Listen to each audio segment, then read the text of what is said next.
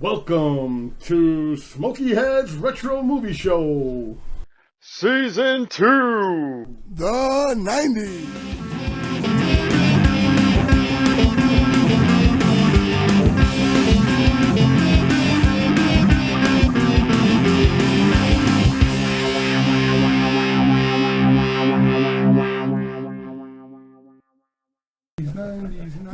That's right, baby. We're back, man. We're back for season 2. How crazy is this, man? We're on season 2. Yes. And we couldn't have done it without you guys, man. Thank you very much. We've been getting some really cool freaking responses. And Hell yeah, great responses. Some were surprising.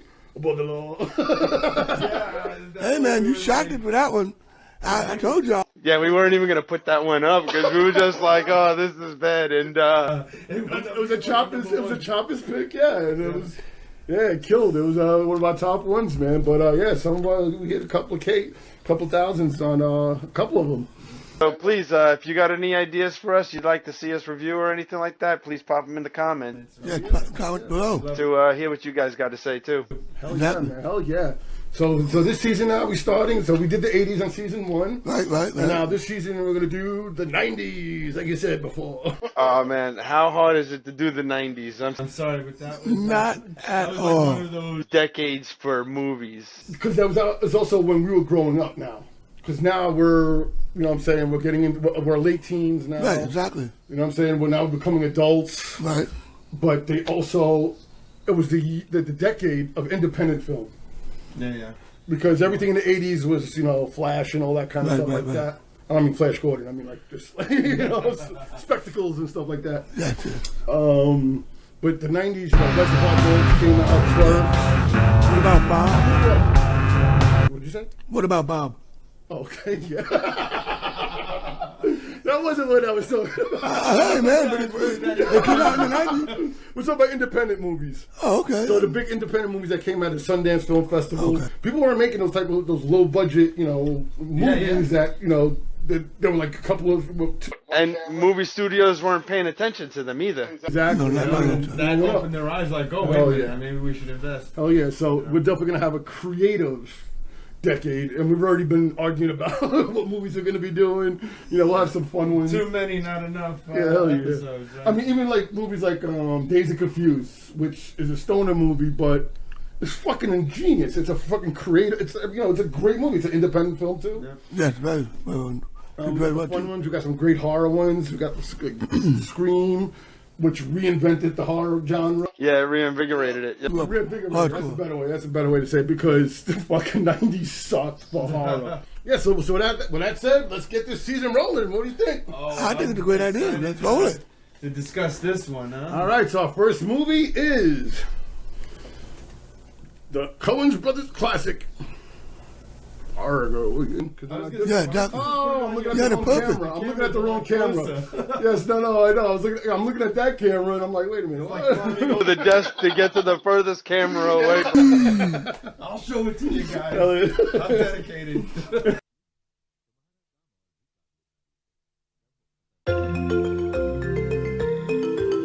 Once upon a time, Looks like she's gonna turn cold tomorrow. Yeah, you got that right.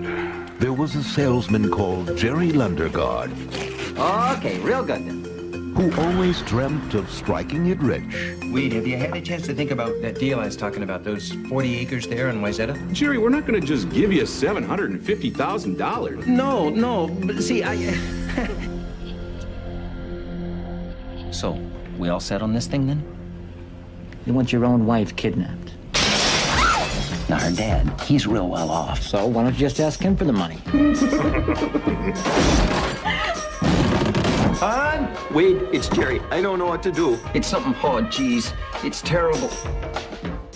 But in a place called Fargo, Mr. Lundegaard, I'm a police officer from up Brainerd investigating some malfeasance. anything can happen. How's Jean? Who's Jean?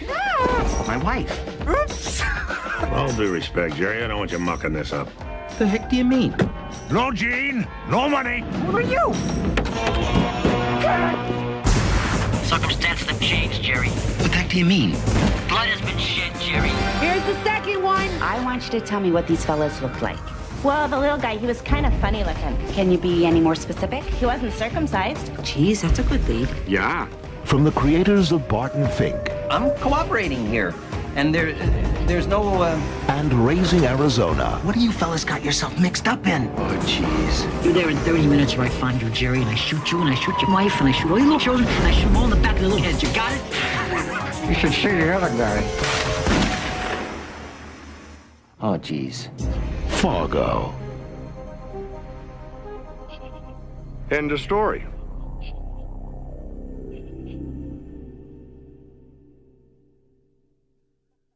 This is a special edition DVD. Of course, Lewis can't just have a normal DVD. I bought this back when it first came out. And so 96, I believe it came out. Yeah, 96. Yeah, so probably 97 I got that. And literally probably after I bought it was the last time I saw it, really sat down and watched the movie. Oh, wow, yeah. So this is going to be an exciting one because it was sure exciting for me. Yeah. No, I definitely love this movie. So, what are we going to start with? We'll start off with the numbers. Let's start off with the finance. Chavez, give us those numbers. All right, ladies and gentlemen. With the numbers. I come up with a little ditty. Yeah, a little video for the stuff, you know? So let's start right off. The budget for this movie was about $7 million, which it sounds about right. Yep. Because it was low budget for them too because they already did a couple of big movies. Yeah, and there wasn't that many big explosions or anything spectacular to spend their money on. Opening weekend? Oh, that might have been $730,000 because it was limited release. So that's not the actual release of the movie. Yeah. So well, the music released on the radio at that time, April 5th, 1996, was Celine Dion, The Way You Love Me? No, Because You Love Me. Yeah. I never heard that one. We put the guy who can't count into accounting. Yes. I've had that job for 4 years now. Now it's my turn. The guy who can't read is about to go and try and read these freaking names. We do, man.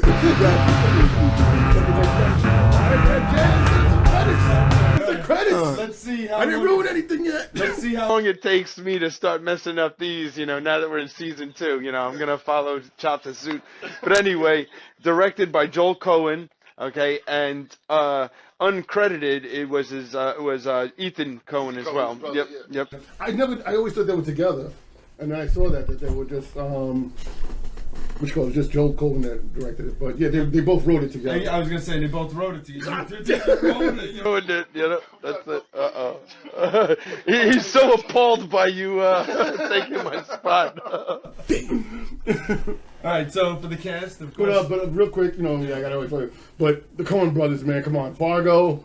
That's a movie. Big Lebowski, Old Country for No Men. Oh yeah. The George Clooney one. Hello, I got it. I love that movie. Raising Arizona. Yes. Another great movie. Yeah, Great so movie. you've named all the movies. Yeah. The first movie was Blood Simple, and that was the first movie I saw in film study in college.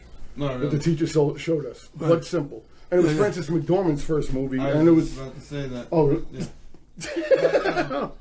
But it was like I bugged out on how great that movie was. I always look for it. I was like, damn, I wish I get to watch that movie. But it's a good movie to watch. Yeah. So I've never seen Blood.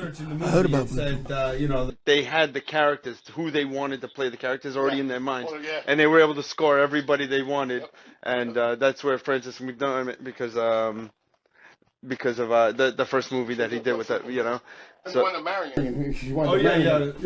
Joel Coen. Yeah. So, I have no idea. here we go. I gotta watch that one. Yeah, exactly. Because I've never seen it. William H. Macy. Classic, guy's awesome, shameless. Yeah, I was gonna say. But Boogie Nights also. Oh, yeah. But this is the movie that made him. Like, he wasn't popular until this movie. He actually went for a smaller part. Yeah. And they loved him, and they gave him this part. Yeah. So then he got nominated for an Oscar for this. Oh. And he said this was the role of his life. After this, then he started getting all the big roles and shit like that. And he was awesome in it too. Oh, he's so good. He's such a nervous He's such guy. an asshole. Like, not an asshole, but just a dumbass. Yeah. For real. For real. The way he just fucks things up to the And then he like owes $300,000. It's like that he stole from the car company. Yeah, from where? What did you do with that? Yeah, exactly. Unless they explained it. And it's so big, yeah, they're so big on it. They never really explain anything. Nope, they never explained it at all. It's funny. But yeah, but it was also like the way, like, when I would talk to the directors, they're like, he's just such an everyday man. Like, everybody knows somebody like him. Yeah, who just makes shit worse. Yeah. He thinks he has it all in fucking. Yeah. He always wanted to be in charge. No. Yes, exactly. He wants to be in charge. He wants to be in control, and then just makes it. And he made the whole damn control. All right, and then we got the kidnappers, Steve Buscemi. Yeah. Who doesn't know that? My dog. Big Lebowski too. Yes. You know. Big Lebowski. And, Shut up, Donnie. Right about dogs. Peter Stormare, also from the Big Lebowski. Yes. That's right. Yeah, he's the porn star. Yeah. Yeah. Oh, damn. Also, my favorite role with him is Armageddon. Oh yeah. He's The Russian. the Russian. He was the Russian in Armageddon. Oh, yes. But I always thought he was Russian, and he's Swedish. Oh, Yeah. And this was his first movie. Okay. So he was supposed to be in Miller's Crossing. And he was working for, he's a big Shakespearean person. And he was doing a Swedish Hamlet in New York City. Right. And one of the brothers, the Coen Brothers, saw him, and I was like, dude, you got to be in, we got a role written for you called The Swede in the Miller's Crossing. And Miller's Crossing is another one that's great. If you haven't seen that, check that out. It's amazing. It's Definitely amazing check it out. gangster movie. His boss wouldn't let him go. He was like, no, you're not doing that. You're not doing that. No, bullshit. Oh. He was like, told him straight up, bullshit. No, you got to fucking stay here.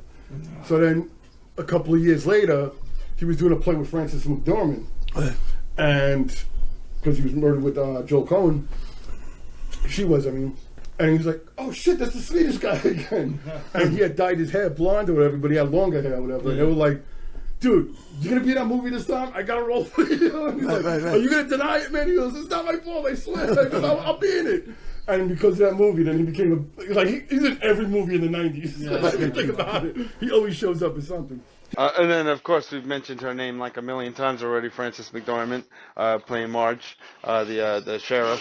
Fucking amazing. She Oh my killed God, it. the wit on her, and she's just like so Yes. condescending, but it's so Oh, exactly. They call it Minnesota Nice. Oh, is that what it is? Yeah, so Minnesota Nice is like somebody can be angry at you from Minnesota, but they do it in such a polite way. It doesn't even seem like they're picking up. Something with the one scene where he's like, well, there's no call for you to be snippy now. And, but she's so great. I mean, she's great in everything. I mean, she already won like 3 Academy Awards, I think. Yeah. Because the one on 3 billboards, I can never say it all. Yeah, 3 billboards and something. I know some the daughters get kidnapped and stuff like that. Or killed, and she's looking for the killer, and the cops didn't do enough, so she keeps putting billboards up. Oh, okay. About how much they suck. How much they suck. It's an amazing movie. It's great directed too. It's directed by the guy who did Psychopaths, 7 Psychopaths. Oh, okay, 7, yeah. And In Bruges. Yeah. I can't do that. That's a good movie. What's it called? Okay, then we got John Carroll Lynch, who's her husband, Norm. Right? Norm. Is that the best fucking couple ever? Yeah, yo, dude. That's one of the things that I really love about the movie is that they just show such a normal life side of the cop. Besides, there's all this darkness going on. She goes to work and she's dealing with this bullshit. And she's still happy. And she's still running, errands to go get worms for her husband. In the middle of an investigation, she's like looking at the guy's bullet head and like, I wonder if this door's open so I could go get him some worms. And what's great about that, it also contrasts. Was it Jerry? Jerry's his name. Jerry. Right? William H. Tracy is Jerry? Yeah, Jerry. Yeah. It contrasts him and his wife's relationship where he's trying to get a kidnapped to get money. Where it's like, this is a bad relationship. Yeah. And then you just see this wholesome, like, beautiful marriage. Right. It's so cool. And about to have a baby and shit like that. You have to notice. Okay. And then the last one I got is Harv Presnell, the dad. All right, did you check out the history on him? I saw he was in a lot of stuff for a long time ago. And they said he was like a musician, like he had albums and stuff like that, but I didn't get to delve into it. And damn it, when you said that, I was like, because I saw it on the documentary. He was the father. He was the father. Yeah. All right. But he was supposed to be a legendary guy. Speaking of legendary, I mean, this is off topic real quick, but they were interviewing John Waters. about. I was like, what do you think about them doing a 4K of Crybaby? Because now everybody's loving this movie now, and nobody liked it back then. Like it didn't make a lot of How money. could you not? It was fucking. Exactly. We loved it. We always loved it. But we love every movie. Yeah. Most movies. This is true. Which is why we're here talking about it. Above the law. I still watched it. I know, we still watched it. But the guy who was interviewing was like, how was it like working with Susan Tyrrell, who was the mother, Johnny Depp's mother? And he was like, she's a legend. And I don't know who she was. I was like, fuck, I forgot to research it. But he goes, oh, yeah, she was great. No, she wasn't. He goes, no, she wasn't. She was a horror. She was like, she was drunk on set every day. Damn. She was like, Iggy Pop was fucking just got out of freaking rehab. And he had to work with her every day because he was the husband. Yeah, Ramona Ricketts. Yeah, there we go, Ramona, yeah. But going back to Fargo, the little funny fact about it is there's only one part of the movie that's actually in Fargo. Yeah. And that's in the beginning when he goes meets to go plan to go kidnap his wife. one? Yeah. That bar was in Fargo. Was in Fargo. North Dakota. Fargo, Dakota, huh? Yeah. North Dakota. Yeah, there's north and south, so you got to say which one. No, it's Minnesota, I thought. No, the other. Fargo is the cop is from yes, yeah. The cop is in North Minnesota. Dakota. And then everything else took place in Minnesota and Canada, I think. Canada, they filmed some scenes too. Yeah, they didn't film it in actual. Well, because they didn't have snow, that was the problem. Everything was supposed to be. Everything was supposed to be white, and they didn't have enough snow, so they had to do fake snow. Yeah, they had to film in further up north, whatever, trying to get more snow. They said the scene where at the ending where he buries the money. Yeah. They said usually that's at that time of year, like the snow would be up to your waist. Yeah. And they said it was like that big, so they had to pretend that he was digging. I thought about that when I saw him doing that. I was like, that doesn't look like enough snow to bury that. I didn't catch it. And then all of a sudden it like cuts, and the hole is big, really deep. Like they dug yeah. Because I know he's running. Every time they're running, somebody falls because the snow's so deep, and they don't know where the soft spot is. Oh yeah. Just like when Margie's going through the cop's car and she falls and her foot goes halfway in and she looks at him with surprised look. He's like, oh, be careful there, Margie. She's like, okay. All right, ready? All right, let's talk about the movie, man. The movie opens up right in the bar that you talked about. That was the only bar that they filmed in Fargo. The lighting, every lighting was made to be natural. So Roger Deakins did the cinematography, and dude. Like I can't remember. Well, he did the last 3 Coen Brothers movies, but he's done. I mean, he's done Quentin Tarantino movies. He's done huge movies. There's some classics he did. Like he's one of the best cinematographers probably in the industry.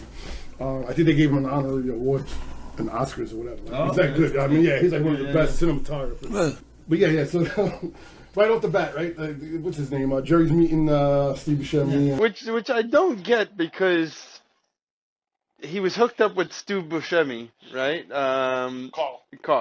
To go do this hit, but through the mechanic guy. I don't remember Tenderfoot. Something foot. It was a Native American name. Yeah, definitely. Which is like. So he gets set up with Steve Buscemi first, so Carl. And they say this the blonde hair guy. Is the one who's supposed to. It's Gayer. I was trying to remember. I put him into Marlboro Man. But throughout the entire movie, they're not friends. No, did he ever say he was his friend? No. I think he was working with him. He was supposed to. Now, Shemp set the other guy, the Marlboro Man, we'll call him, the Marlboro Man, up with Steve Buscemi. Because he said, I vouch for the Marlboro Man, but I don't vouch for Carl. Who's the Marlboro Man? The blonde-haired guy. Oh, Gayer. No, he said the opposite. He said because he met him in jail. He only vouches for Carl. For Carl. Yeah. Oh, yeah. Okay. But he said, I don't know who the other guy is. Okay. That's what I'm saying. So where did he come from? And then later on, in another part, he says, this is his friend. Yeah. But maybe where did he come from then? I think maybe he just needed a muscle or something like that, maybe. Yeah. Because he plays a Swedish guy in the movie. But again, I was totally surprised. I always thought he was Russian because he always plays a Russian in a movie. Well, he's so quiet in the movie. Oh yeah. That's what he was pissed off about because he was like, "I'm dying to get into this movie because I'm a theatrical actor." And he goes, "I looked at the script and I'm like, I got 3 lines in this whole movie." Yeah, right. And they're usually like, no.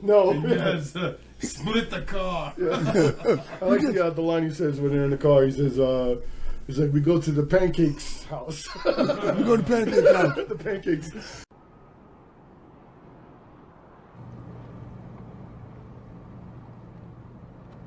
Where's Pancake's house? What?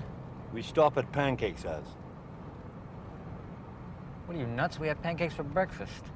Gotta go to a place where I can get a shot and a beer and steak, maybe. Not more fucking pancakes. Come on.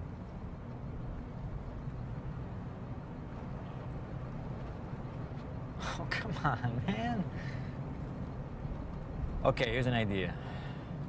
We can stop outside of Brainerd. I know a place there we can get laid. What do you think? I'm fucking hungry now, you know. Yeah, Jesus. I'm saying we can stop, get pancakes, and then we'll get laid, all right? And when he filmed that, he was like, the original way he said it was, we had to go, let's get to the pancakes. You have to say it like that. And what it is with the Coen Brothers is, and they said that Nicolas Cage didn't like that doing Raising Arizona, was they basically write the character for you. They don't give you no wiggle room. Okay, right, so right. like every stutter that Steve Buscemi does is like from the script, not Steve Buscemi doing that as acting. Right, I got you. What was awesome too is that the movie starts off with "This is a true story." You know, I forgot to start. We should have started from that. We should have started with that. And at the end of the movie, if you stick around to watch it, it says this is a work of fiction. Oh, really? Oh, Yeah. I did not know that. Me neither. Yeah, I only know about After the credits, I guess, right? I thought that what? After the credits. Yeah. Okay. Yeah, the funny story was that 3 weeks into the shooting, William H. Macy was like, "So what's this story based on?" And it was based on a crime where a guy paid to get his wife killed or whatever, but everything else was made up. Yeah. And they just made up their own shit. But he was like, "Are you fucking kidding me?" And he's like, "Yeah, but we need the audience to be like engaged in that." So this way, you're like, "This really fucking happened." Yeah, this is crazy. Yeah, dude. I was totally believable. But you think about it now, right? And we were talking about this before. Like you have movies like Tanya, I, Tanya. Yeah. Like these like true crime movies, Right. like O.J. Simpson, Right. People versus O.J. Simpson, where you're like, wait, that really did happen. Yeah. And it's like so crazy. ridiculous that you're like, how the fuck did this happen? So they did a joke because the New York Post posted something about after the movie was released. They said, "Oh, this movie's not real and everything. It was fake. It's a fiction or whatever." And the Coen Brothers wrote a big ass letter to the New York Post saying, "We are going to check our resources because as far as we know, this story is real." And they fucked with them bad. And William H. Macy was telling the story. He goes, "I thought that was the best thing ever." Oh, yeah, Because they played that shit out. So I wonder if they put that in after. Like after it was released. Yeah, I don't know. Like I said, that was sticks around for the credits. well, that's true. It's way before Marvel, right? I have a movie playing on cable, and I'm just not paying attention, so the credits run through, and then all of a sudden it's like, oh shoot, there's something at the end. All these years, I never realized it. It took us like 5 years after He-Man Masters of the Universe to find out that fucking Skeletor comes out at the end. I didn't know that either. I didn't stick around for that. Yeah, no, I mean, No, that's but cool it's shit. Though. Good shit. But we find out that he's from he's married to a wife. His wife is rich. Yeah. Well, his dad. The dad. Well, his family he comes from a rich family. Rich family, yeah. And he's trying to get his dad to pay the ransom. Well, first he's trying to get him to invest in the parking lot. Yes. Yeah, and his dad fucks him over. He's like, that was fucked up. No, that was fucked up. Well, and you can see that he's the type of guy, because even from his first dealership with the guy, like the guy's walking all over him. Like, what kind of salesman are you? Like, Exactly. He's like, well, I'll just check with my boss now. Like the Ranger tickets. He's relentless with that clear coat. The true clear. Oh, yeah, the clear coat. He's like obsessed with that stuff. You gotta have the clear coat. Yeah, but he doesn't have it on his car. Yep. And his car's shot. We forgot to mention too that he gave the car as part of The deal. The deal. For $400,000. So the car and then the money or whatever. Yeah. And everything was about money too, which leads to like the greatest fucking lines at the end of the movie, which we'll get to after. But it was just like, but part of the money was when you do the ransom, that's when you get it. You know what I mean? And then meanwhile, Carl is like saying like, oh, it's only $40,000, but it's also $1 million, and it's like, Like no, everybody's fucking everybody over. Everybody trying to get as much money as they can. Just to get money. Yeah. So we on the whole dealership, and that pretty much brings up the character, like who Jerry is. Yeah. Yeah, it's funny because after his dad's like, his father-in-law is like, hey, this is a great deal, you know, like, why don't you stop by my office and we'll talk about it. He's like, holy shit, I don't need to kidnap my wife anymore. Call it off. The dialogue between Carl and Gare. Yeah. Like when they're in the car and everything, like everything he says, like, oh yeah, we'll go to the town, we'll go get fucking laid or whatever, because he's like, I want he's always, he always wants to get laid. And then the second time they showed him in the car, he's like, you don't chat a lot, do you? You know, keep our spirits up, fight the boredom of the road, and you can't say one fucking thing just in the way of conversation. Oh, fuck it, I don't have to talk either, man. See how you like it.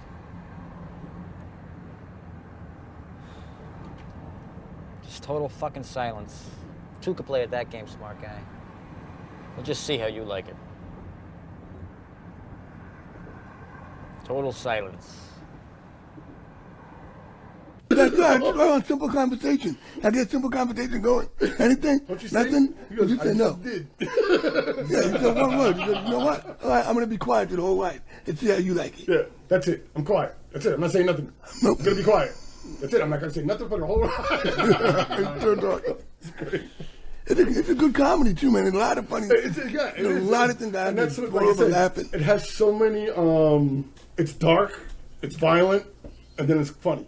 Yeah. It's like it's got so many like. I love it when she's interviewing the prostitutes. Oh my god, that was hilarious. Yeah. He was funny looking. Funny how? Yeah, you know, like. I wrote it down. No, that's a running joke to the whole movie. They're always like, yeah, he's funny, but he says, He's funny looking. oh yeah, he was funny. He was circumcised. Was that what made him funny looking? He's like, he looked like the Marlboro Man. Yeah. Yeah. Oh, maybe just because he smoked a lot of cigarettes. Oh yeah, that played it up. So now the kidnappers, they finally go to kidnap the girl, and they're looking through the window, and the wife is just staring at them, looking at them. Yeah, that dude. She's looking at him. He breaks the window, and then the guy comes through the window. Before that, though, there's like a good 30 seconds where she's just staring at a guy in a mask through the window, and it's like, yeah, and you don't get up and go get nothing. Come on, yeah. Really? But and then she's getting chased, and she locks the bathroom door with the phone, and I'm just thinking, man. If this is like now, she would have had a cell phone, and she had plenty of time to call the cops, text some people, live stream some shit on She Facebook. had so much time on that inside that bathroom before they broke through. Oh, absolutely. Very true. When she tries to get away, she gets the curtain all in her, and she busts her down the stairs. And then when they pull her out of the trunk, and then she tried to watching it. They're like, no, leave her alone. Now they got the woman that captured her, and the cop pulled them over. Put him over. What happened? Oh, I forgot to put the tags on the back of the car. You asshole! No, he was the worst criminal ever. You never look over anything. Jerry, they were worse. He would always bring so much attention to himself, like the parking lot. For $4, he starts a fight with the guy. You know, like everything is a fight. You know, like it's like no, low key, buddy. And especially in Minnesota, nice. Yeah. Everybody remembers that shit and everything. Yeah. Man, he was kind of funny looking.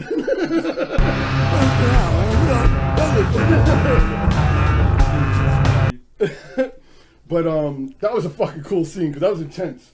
Yeah, you just just shot him right in the head. Dude just like fucking just chilling and everything, and it's like, all right, you're fucking this up. He's like, fuck this shit.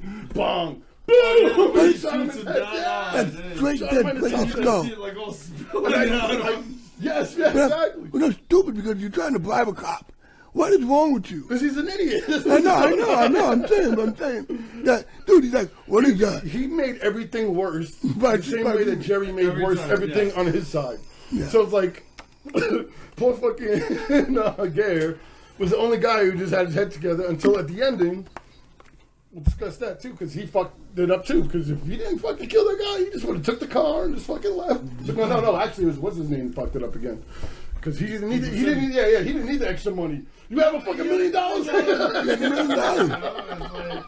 Sounds like you're really fucking getting a fight over a fucking couple of thousand. And then when they do that, I totally forgot about that. When the passerbys come by, I'm like, oh shit, how do they handle this shit? And I forgot all about that scene. Right. And the way he chases them and everything, and then they wind up flipping over. Like, what are the odds of that? I was watching, like, did they make a right turn? They were trying to escape out of the I know, I'm the saying, snow. while I was watching, I was wondering how the light disappeared so quick. Because I'm like, and he's like, what the fuck? And then all of a sudden, he drives by. Yeah, exactly. Yeah, I would have shut the lights off.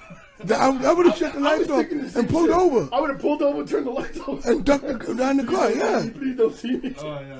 And then you see the guy running or whatever, and the way that the dude, he just like waits and then just fucking finally shoots him. Whatever. He's got that big bright fucking red coat because everything is white and black in the movie. White, black, and gray. Yeah.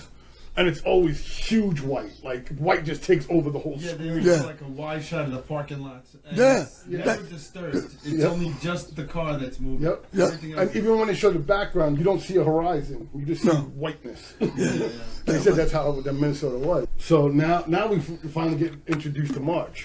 And it has an awesome breakfast. I love like the whole scene. This her waking up, she's like, oh, I got a call. I got to go take care of this. Somebody got shot. Yeah, her husband's like, I'll make you breakfast. You gotta eat breakfast. You gotta eat breakfast in the morning. She leaves and is like, oh, I need a charge, the car dead. The old one scene too. I love that. The way the freaking camera is like it's just such a simple life, you know. Yep. It's like, and it's a split totally where she's just coming up to the thing and he's just eating his breakfast, just chilling. It's like, it's again. So she said that her and Norm came up with a backstory for themselves to make it better. Okay. And the backstory was that they both met each other in the precinct. He was a cop too, but she was a better cop, and they didn't want to both be cops as a family. Yeah. So he retired and went to fishing and painting. Yeah. And that's why. That's cool. But isn't he still a cop though?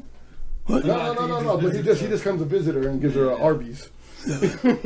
That's the other thing too. They say that every time you see them, they're either eating or sleeping in bed. They're in bed. That's the thing too. Is like she's pregnant, you know, and they address that in there. You know, like when she's looking at the crime scene, he's like, "You're all right." The best. That's the best. Awesome. She's smarter than what, dude? Here's the second one. It's in the head and the hand there. I guess that's a defensive wound. Oh, yeah? Where's the state trooper? Back there, a good piece in the ditch next to his prowler. Okay. So we got a trooper pull someone over. We got a shooting. These folks drive by. There's a high-speed pursuit. Ends here, and then this execution type deal. Yeah.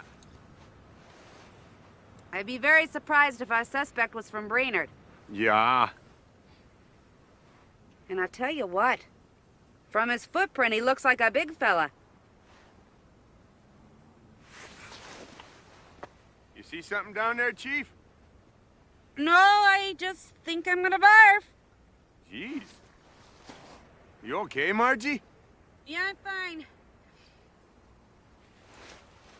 It's just morning sickness. The way she figured it out, just like figuring it out. And she's like, oh yeah, we're gonna run over here. Oh yeah, 2 shots, one in the hand, one in the head. Oh, probably defensive wound. I was like, that's fucking cool as shit.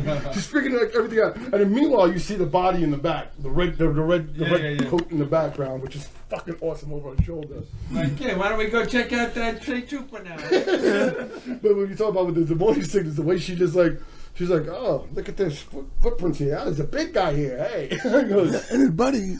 You find something there? Yeah. Just morning sickness. Get up fast. Now I'm hungry. Yeah, now I'm hungry. It's like such an awesome character. Like you want to see a sequel of like just her doing something else. Yeah, but that's it. And then they go and look at the other body, and she's looking at the bullet hole in his head and everything like that. She's like, all right, let's go get some breakfast. And it's talking about the worms, like I mentioned. The nightcrawlers, yeah. Oh, and then she's in the car. I think that was cool too, because she's in the car. And he's like, yeah, we think we got a license plate or whatever. It's not the DLR. Oh, yeah. And he's like, I got to question the police work there because DLR means. Yeah, exactly. He's like, Everybody was like that. Everybody was like an idiot. You know, he was like. When they interviewed. Okay. I want you to tell me what these fellas look like. Well, the little guy, he was kind of funny looking. In what way? I don't know, just funny looking. Can you be any more specific? I couldn't really say. He wasn't circumcised. Was he funny looking apart from that?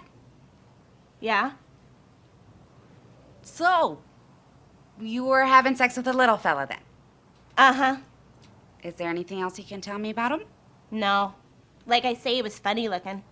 More than most people, even. What about the other fella? He was a little older. You know, he looked like the Marlboro Man. Oh, yeah? Yeah. But maybe I'm saying that, you know, because he smoked a lot of Marlboros. Uh-huh. You know, like a subconscious type of thing. Oh, yeah, that can happen. Yeah. Hey, they said they were going to the Twin Cities. Oh, yeah? Yeah. Yeah, is that useful to you? Oh, you betcha, yeah. Yeah. What do you look like? A funny looking fella. Funny looking out. And so now the father's trying to get involved. He's like, F you, man, I'm getting involved now. And Jerry's like trying to talk him out of it. Yeah. Doing a horrible job, as always. Yeah, because he wanted to be in charge. He's like so suspicious. He's like, no, they'll only deal with me. They want only me, I'm telling you. They're calling a shot.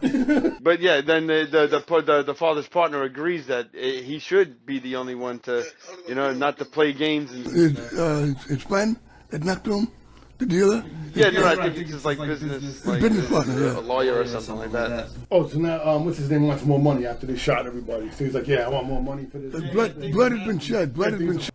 Things have changed. Circumstances, Jerry, beyond the acts of God, force majeure. What the? How's Jean? Who's Jean? My wife. Oh. What the?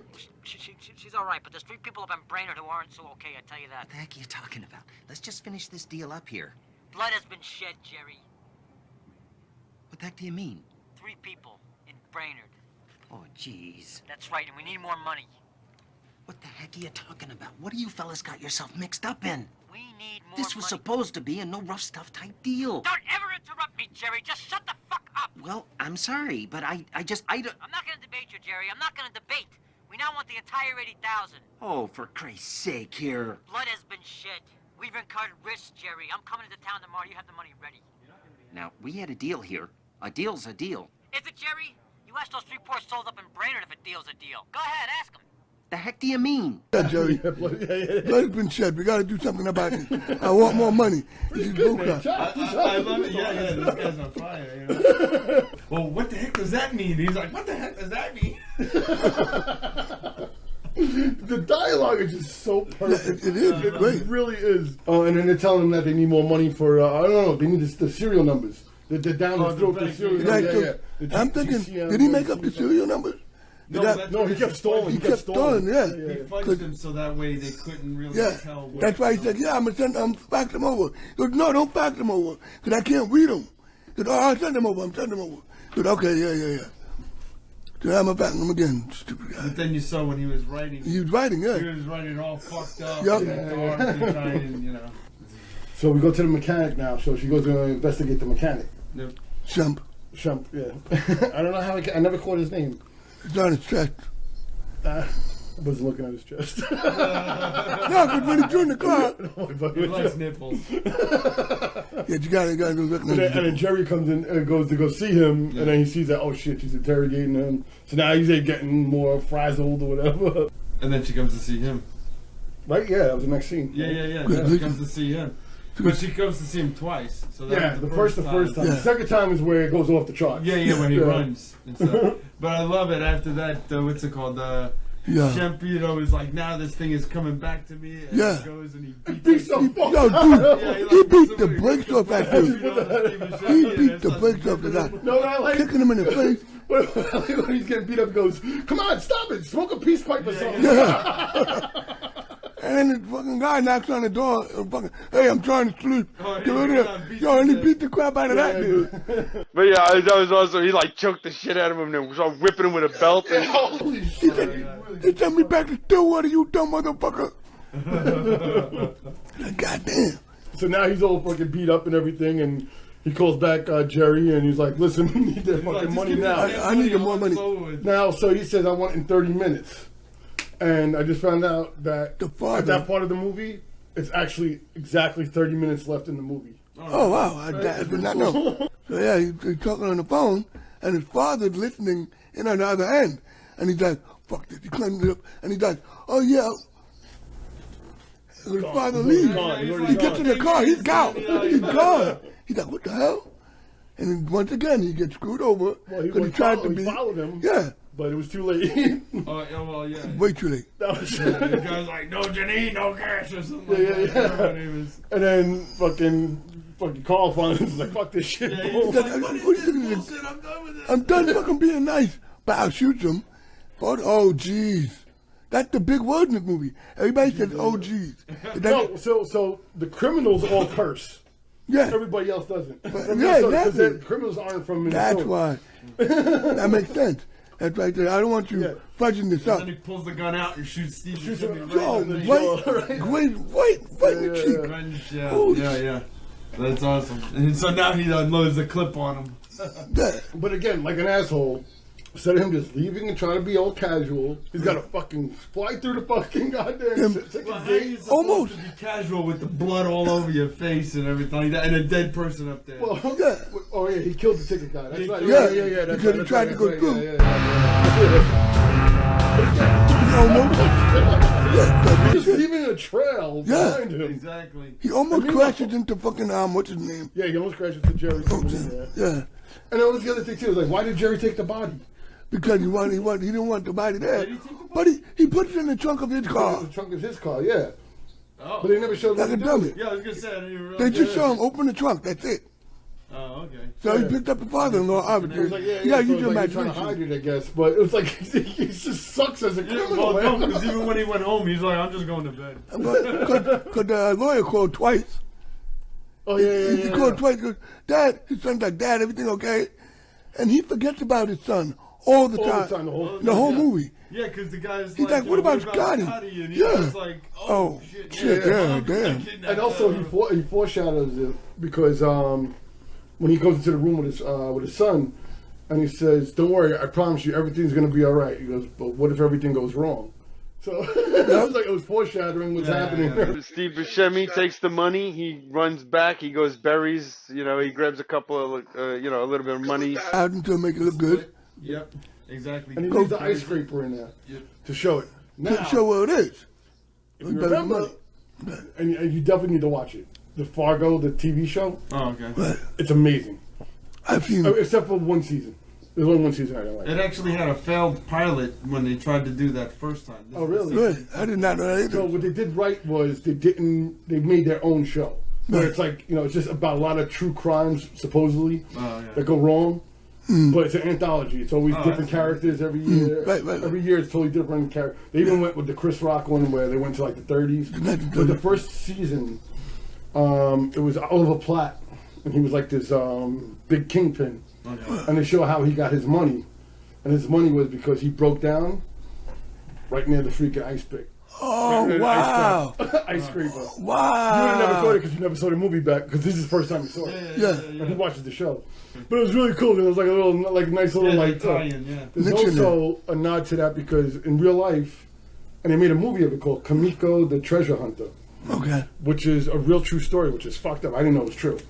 This Japanese woman thought the movie was real and thought she was, she was out there. And she thought it was real, and she went to go find the money. Oh, damn. And wound up dying, freezing to death. Or suicide, something like that. Damn. So he winds up getting back to the house. Goes back to the house, yeah. And he finds, he sees he had blood on his face. He looks on the floor. The lady dead. He's like, what happened to her? She was squeaking. And right before that scene is the Jerry at the dealership now. Oh, yeah. When he goes back to the dealership. Oh, yeah. He gets and then he gets interviewed the second time, and that's the one where he's like, what is it? He's like, I'll do it in a yard count right now. I'm trying to be... No call for getting snippy now. Mr. Lundegaard, sorry to bother you again. Can I come in? Yeah, no, I'm kind of busy here. I understand. I'll keep it real short then. I'm on my way out of town, but I was wondering, do you mind if I sit down? Carrying a bit of a load here. No. Yeah, it's this vehicle I asked you about yesterday. I was just wondering. Yeah, like I told you, we haven't had any vehicles go missing. Okay. Are you sure? Because, how do you know? Because, see, the crime I'm investigating, the perpetrators were driving a car with dealer plates, and they called someone who works here, so it'd be quite a coincidence if they weren't, connected.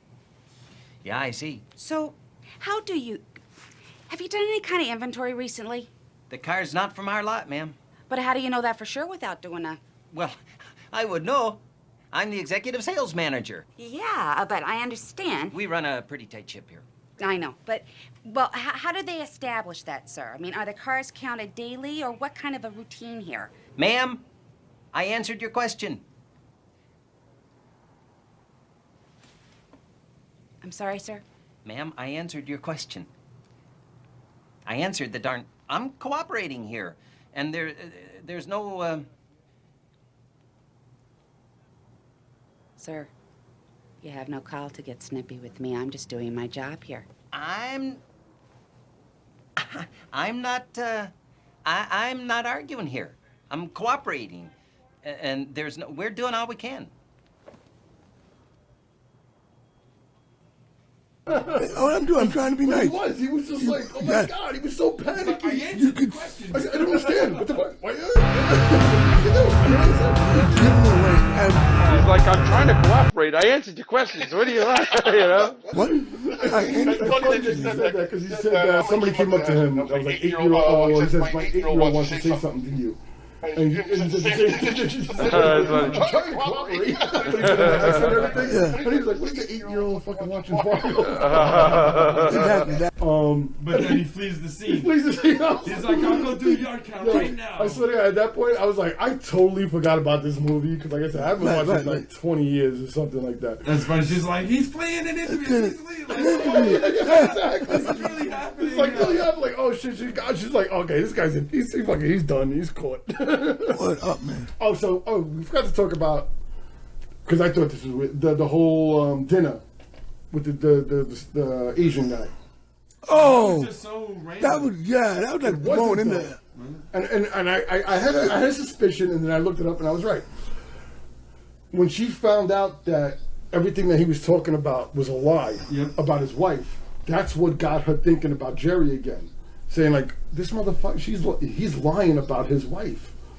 Like somebody could pull off a lie like that and be that evil, and like say stuff like that, like your wife died of cancer and all that. Yeah, and everything. Oh, okay. Started making her, and that's what made her go back to the dealership to talk to Jerry. I just thought it was another layer of showing like personal life and things she's dealing with. It was a double standard. Yeah. And so that was right too. So it was a whole thing. It was just like showing her outside of her cop life and her marriage. Right. But the main thing was that made her think that, okay, people lie.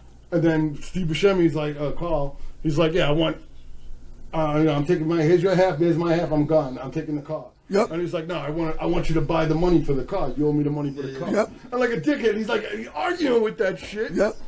And he leaves. It's like, motherfucker, you got $1 million hidden that he has no clue about. Yeah. He was like, all you gotta do is like, fuck it. All right, fine, take it. And then he leaves, and then fucking he's like, fuck this. He comes out with a freaking axe. Oh, that was awesome. With an axe, man. In his lawn job. And what was that? Are we square? Oh, he's square, yeah. The gun, he's like, Yeah. are we square? Oh, he's square. He's like, you mute asshole. Yeah, there's a mutant. Damn. So she's driving. Yeah. And she's like, she has all these fucking, the way she breaks everything down. Oh, it's fucking She's genius. like, all right, so this is this, and this is this, this is that. All right. Oh, shit. That's the car. That's the car. That's the, oh, poop. Yeah, I don't know what you said. Oh, poop, I guess. Oh, geez. Oh, geez. That's the car. I was like, that's the car. So now, here's the thing. If Carl didn't care about it, he would have fucking took the money, got in the car, and left. Drove off. She would have never found the house. Yeah. And then he would have never got caught. So again, it all comes down to Carl and Jerry. They both fucked up there. They both fucked up the whole fucking scheme. Yep. Totally. So now, when she goes to check him, the car's still there, and Gare's fucking sitting there with the wood chipper. Oh man, and that's like bloody all over the place. Yeah, she's like, what the fuck is that? On the house, God damn it, dude. You don't think that's gonna make a lot of noise? And well, no, they're in the middle of nowhere. Yeah, he's not expecting a company. Cops just showing up. Yeah, exactly. She just happened to be there. But again, if Carl would have took the car and left, That's funny because he's They're running away, and she like shot him just below the buttocks, and all I could think of is, "Ow, something bit me." So now, did you juxtapose that scene? That was the same exact scene that he did when the other guy was running. When the passenger was running, yeah. It was the same thing. He waited, and then boom, shot him. Same thing. She waited. So it was the same exact scene now with the bad guy and everything. They did the same exact thing, but she didn't kill him. No, she wounded him. And they have that fucking awesome speech in the car. Yeah. Where fucking she's just like, all these people are dead now and everything. Just for some money. Oh, just for a little bit of money. Just a little bit of money. Is it really that worth it? There's more than a little bit of money. Life is worth Life is worth more than a little bit of money. And that's like such a great, you know what I mean? It's like, just the way she delivered the whole like she's so disappointed in him. Yeah. Like, you know what I'm saying? Like she's just disappointed in people. Like, why are you so bad? Right. You shouldn't be bad. And that's when they find William H. Macy. He's trying to fuck Jerry. He's trying to run out the fucking hotel window. Yeah, he's like, just a minute. I'll be right there. Like, just open the fucking door. And then he's like screaming and yelling like he's fighting. Like, what are you fighting for, bro? What are you doing? What are you fighting for? You're done. You're caught already. No, you're trying to jump out the window and jump. How far are you going to get? Such a great movie, man. Yeah, it was. And then it ends with her in the bedroom with her husband, just casual. Day. Just like another day, talking about stamps and shit like that. Yeah. I love that. I won. And you know what it is? That's what it is. You shouldn't bring work home. You know. Yeah. Happy that makes I like you that. happy. I like that. You know, it might have said a crap day. Your traffic might be crap, but you don't bring that to the you don't bring that to the family. You know? It's a crazy deal like that, right? You think? Yeah. No. Yeah, we couldn't do those. We couldn't do that nowadays. No, not by a long shot. I'm fucking stressed. Exactly. It reminded me of No Country of Old Men ending. All right, that was fucking awesome, bro. Oh, We killed it tonight. Yeah, definitely. I loved it. Coming back, This was we got a new attitude. I mean, I loved it. I loved it going back and forth and oh my god, that's so good, man. You did it, bro. Good shit. Yeah, and applaud you guys as both. Of course, don't forget to like and subscribe. And what are you gonna do? The rating system? Yeah. Well, yeah. Wood chippers? I was saying yas. 3 guys? Yas. I'd say night crawlers. Yeah. But go ahead. What are we doing? Wood chipper, night crawlers. I was thinking which but yas, I don't know, because yas positive. Okay, we go. Yeah. Right. Yas is fine. I think yas is pretty funny. I did that because it really is. It's like it's just so. I literally. Yeah. For the prostitute scene, I wrote there's like 40 fucking yas in that one scene. Yeah. So what do you got on your point? 4 yas. 4 yas. I could watch it again because I watched it twice. You watched it twice in one day? Yes. No, I watched it last night. I watched it. Good. I blew my fucking mind. Blew my mind. The way the conversation goes off the tongue, the way the guy talking to cops and talking to people, the way she figured it out right off the bat. I was like, oh my god, she's a fucking brilliant. She's brilliant. And what's funny was when I first actually, if you ever seen it, he was like, no, but he's like, it's about like a dumb cop or something like that, and some kind of thriller or something like that. I was like, no, she's not a dumb cop. Exactly. Yeah, definitely. And like you said, the cinematography was great also. The shot I love is when Jerry is pulling out and he's in the middle of the fucking parking lot, all white. All you see is one car. It's a great scene. And it's a great shot. Great shot. It's very asymmetrical. Yeah. Everything is like placed in a certain different thing. Exactly. All freaking. Yep. Right there, Jay, what do you think there? I'm kind of torn between 3.5 and 4. Yas. Yeah. I don't get that fun with that. I knew that. I'm torn because I do enjoy the movie. I would watch it anytime it's on, that kind of stuff. But is it like, blowing my mind kind of thing?